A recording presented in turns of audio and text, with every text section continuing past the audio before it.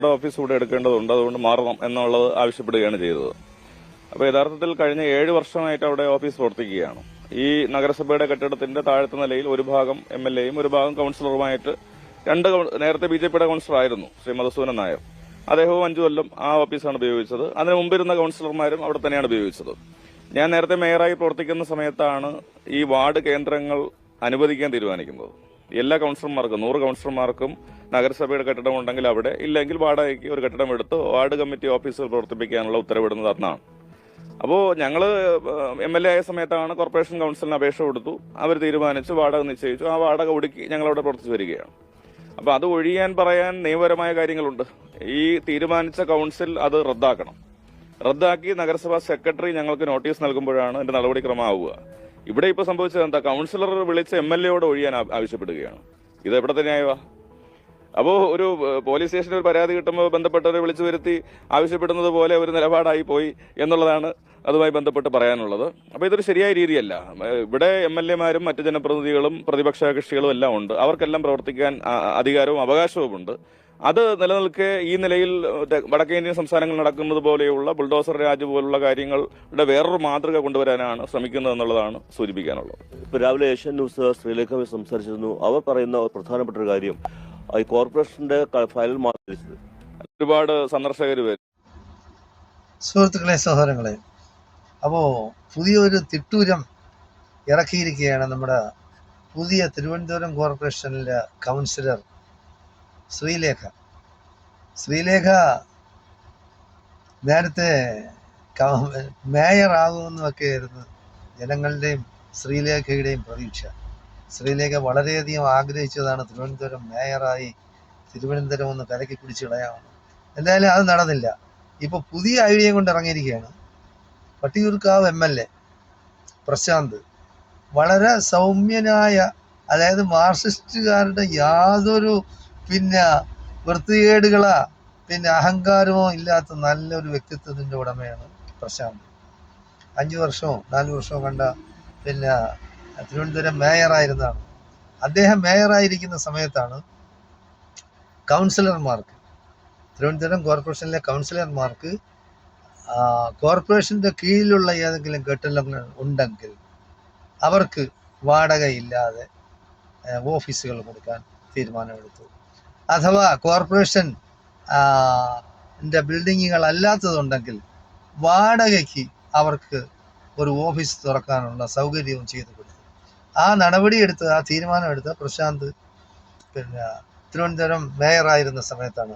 ആ പാവപ്പെട്ട പ്രശാന്തിൻ്റെ അടുത്താണ് ശ്രീലേഖ പറയുന്നത്, MLA ഓഫീസ് ഒഴിയണം. ആരാണ്? പഴയ DGP-യുടെ പുതിയ അവതാരമോ? അപ്പൊ അതൊക്കെ കളഞ്ഞ് അതൊക്കെ തീർന്ന് വീട്ടിലിരിക്കുകയല്ലേ. വെറും ഒരു വാർഡ് മെമ്പറായ ശ്രീലേഖ ഇങ്ങനെ പറഞ്ഞിട്ടുണ്ടെങ്കിൽ, അപ്പൊ തിരുവനന്തപുരം മേയർ ആയിരുന്നെങ്കിലോ?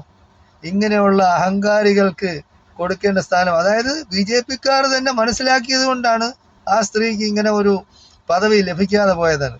അല്ലെങ്കിൽ ഭാഗ്യവും കൂടെ ഉണ്ടായിരുന്നെങ്കിൽ, മനുഷ്യരോട് പെരുമാറേണ്ട രീതി അറിയാമായിരുന്നെങ്കിൽ ഒരുപക്ഷെ കോർപ്പറേഷൻ മേയർ തന്നെ ആകുമായിരുന്നു. അപ്പൊ ഇങ്ങനെയുള്ള ചെറ്റത്തരം കാണിക്കുന്നവർക്ക് ഉള്ള അവരുടെ ആ സ്ഥാനം എന്ന് പറയുന്നത് ഒരു മെമ്പറായിരുന്നാൽ മതി.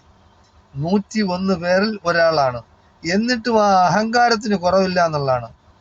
ഒരു MLA അടുത്താണ് തിട്ടൂരം പുറപ്പെടുവിക്കുന്നത്, വെറും ഒരു കോർപ്പറേഷൻ മെമ്പർ. അപ്പൊ അത് മനസ്സിലാക്കണം. അപ്പോൾ ഇത്രയും അഹങ്കാരം പിടിച്ച, അതായത് BJP-യിൽ പോയി കഴിഞ്ഞാൽ അവർക്ക് ബുദ്ധി എന്ന് പറയുന്നത് ഇല്ല, മര്യാദ എന്ന് പറയുന്നത് ഇല്ല. നമ്മൾ കാണുന്നതല്ലേ, നമ്മൾ ഇന്ത്യയിൽ തന്നെ പല സ്ഥലത്തും നമ്മൾ കാണുന്നില്ലേ, ക്രിസ്ത്യാനികളെ ഓടിച്ചിട്ടടിക്കുന്നു, കരോളിന് പോയവരെ ഓടിക്കുന്നു, മുസ്ലിങ്ങളുടെ വീട് പൊളിക്കുന്നു, മുസ്ലിങ്ങളെ ജയ് ശ്രീറാം വിളിപ്പിക്കുന്നു, ക്രിസ്ത്യൻ മിഷനറിമാരെ, ക്രിസ്ത്യൻ പുരോഹിതന്മാരെ തന്നെ ജയ് ശ്രീറാം എന്ന് പറയും. അപ്പോൾ ഇതൊക്കെയാണ് അവരുടെ പ്ലാനും പദ്ധതി എന്ന് പറഞ്ഞാൽ. അവരെ നമ്മൾ വിശ്വസിക്കാനേ പാടില്ല. ഈ ലോകത്ത് വിശ്വസിക്കാൻ പാടില്ലാത്ത 2 വർഗം എന്ന് പറയുന്നത്, ഒന്ന് യഹൂദന്മാർ, രണ്ടാമത്തെ ഇതാണ് ഈ RSS BJP-ക്കാർ, സംഘപരിവാർ ശക്തികളെ യാതൊരു കാരണവശാലും കാരണം എന്ന് പറയുന്നത് അവർ ഓരോരോ സമയങ്ങളിൽ ഓരോരോ പേരിലാണ് അറിയപ്പെടുന്നത്. ഒരു പ്രാവശ്യം പറയും ശ്രീരാം സേന എന്ന് പറയും, വേറൊരു പ്രാവശ്യം പറയും ഹനുമാൻ സേന എന്ന് പറയും, വേറൊരു പ്രാവശ്യം ബജ്രംഗ് ദൾ എന്ന് പറയും, ഒരു പ്രാവശ്യം വേണമെങ്കിൽ ഗോഡ്സെ സേന എന്ന് പറയും. അപ്പോൾ ഏത് തരത്തിലുള്ള സേനയും അവരുണ്ടാക്കും. അപ്പോൾ അവർക്ക് അതൊന്നും പ്രശ്നമല്ല, കാരണം കടലാസ് സംഘടനകളാണത്. അവർക്ക് പറയാൻ വേണ്ടി, കാരണം ഒരു കേസെടുക്കാൻ ഒക്കില്ല. അപ്പോൾ അങ്ങനെയുള്ള ഓഫീസില്ല അവർക്ക്. അപ്പോൾ അവരിങ്ങനെ ഓരോരോ സംഘടന. പക്ഷെ ഇതെല്ലാം എന്ന് പറയുന്നത് നിയന്ത്രണം എന്ന് പറയുന്ന RSS BJPക്കാർക്കാണ്. അപ്പോൾ അങ്ങനെയുള്ള ശ്രീലേഖ മാഡമാണ്, മാഡമല്ല മാഡം, അങ്ങനെ പ്രശാന്ത് MLAക്ക് കൊടുത്ത ആ ഭീഷണി, അപ്പൊ സ്വന്തമായിട്ട് ചെയ്തതാണോ അതോ BJPക്കാരെല്ലാം കൂടെ ആലോചിച്ച് പറയിച്ചതാണോ എന്നറിയാൻ വയ്യ. അദ്ദേഹം മിക്കവാറും കോർപ്പറേഷൻ കൗൺസിൽ സ്ഥാനം രാജിവെക്കാനാണ് സാധ്യത. ഒരു IPSകാർക്ക് ഇതിന്റെ ആവശ്യം, ഒരു മെമ്പറാണ്, ഒന്നുമല്ല ഒരു MLA MP അങ്ങനെയൊക്കെ ആകണ്ടേ. അപ്പോൾ ഞാൻ പണ്ട് കാക്കിയിട്ടുണ്ട് നടന്നതാണ്. അല്ലെങ്കിൽ ഇനിയിപ്പോൾ RSSന് പ്രത്യേകമായ ഒരു വിങ് ഉണ്ടാക്കണം, ലേഡീസ് വിങ് ഉണ്ടാക്കിയുണ്ട്. കാക്കി നിക്കർ പഴയത് ധരിച്ച് ഒരു വടിയായിട്ടൊക്കെ നടക്കാം. തോക്കെന്തായാലും കിട്ടൂലല്ലോ. അപ്പൊ അതാണ് ഏറ്റവും നല്ലത്. അപ്പോൾ RSSന്റെ വനിതാ വിങ്ങിന്റെ സംസ്ഥാന തലൈവി ആകാനായിട്ട് ശ്രീലേഖയ്ക്ക് എല്ലാ യോഗ്യതയുണ്ട്.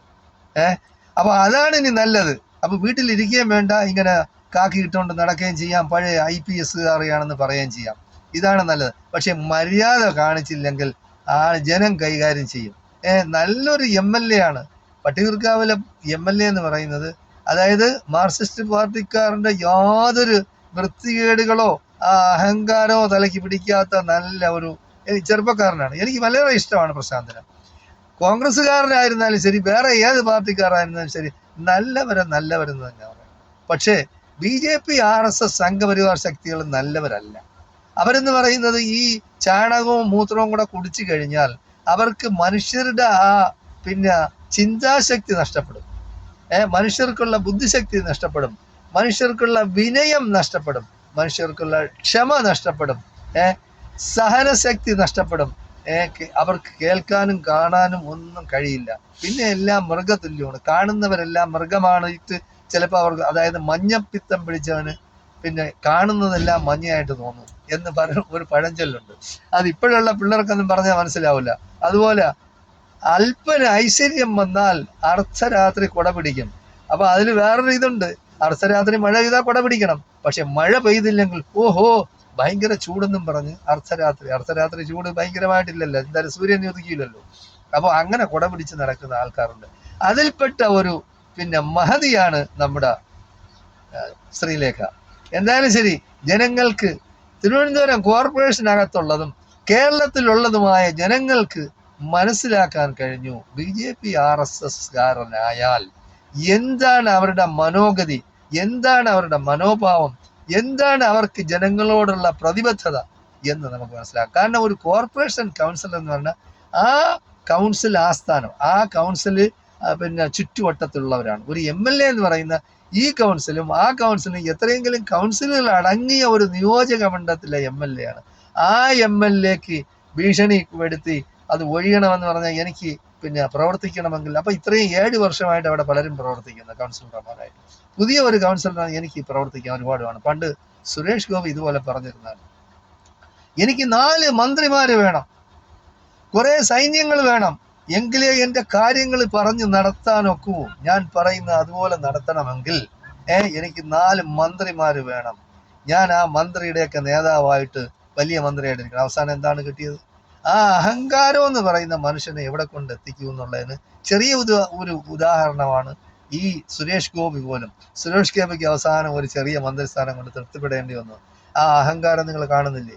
ഓരോ ജനങ്ങളുടെ അടുത്ത് പോകുമ്പോൾ, ഒരു ഭക്ഷണം കഴിക്കുന്ന ഒരു സദസ്സിൽ ഇരുന്നിട്ട് ഒരാൾ കൊണ്ടുവന്ന് ഒരു പപ്പടം കൊടുക്കുമ്പോൾ ആ പപ്പടം ആ മനുഷ്യൻ പിടിച്ച സ്ഥലത്ത് പിന്നിക്കളഞ്ഞിട്ട് അത്ര ഭക്ഷിച്ച ഒരു മനുഷ്യനാണ്.